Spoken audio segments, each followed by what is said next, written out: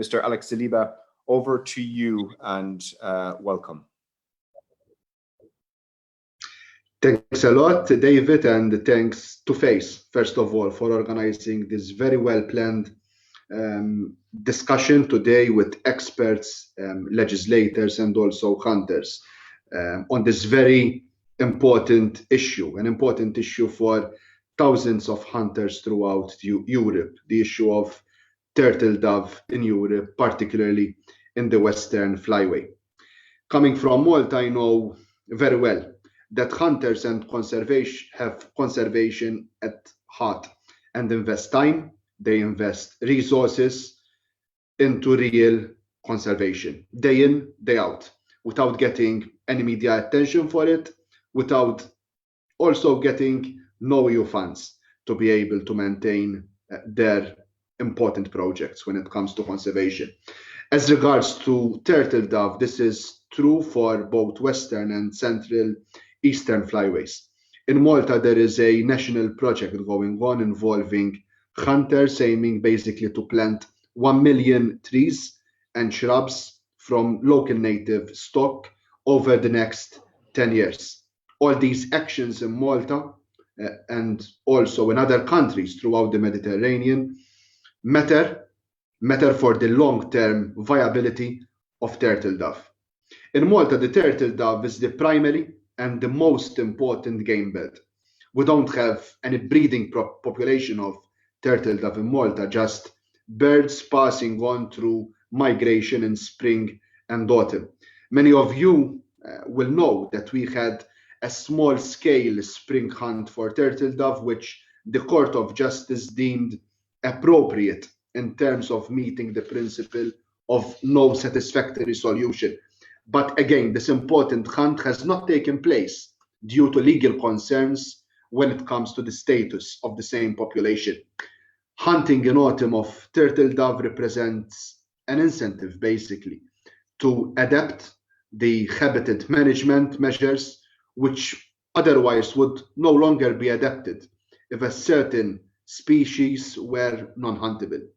And it seems that this particular dimension when it comes to hunting is often ignored, as this contribution is not worth considering in our discussions. So hunting continues to be specifically targeted, even if we know that the main drivers of turtle dove population decline, such as loss of breeding and also foraging of habitats in Europe, still needs to be particularly addressed.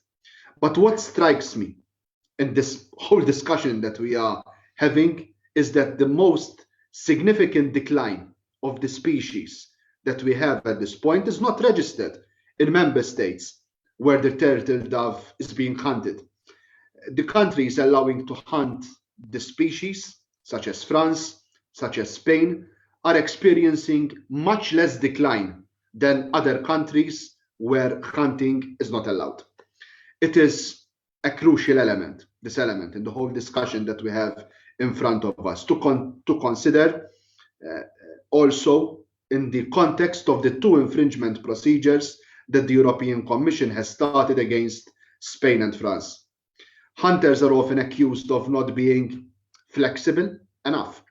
And I want to stress that hunters have already accepted and supported drastic reduction of harvest of turtle dove in the countries where the species is being hunted, including, again, in France and also in Spain.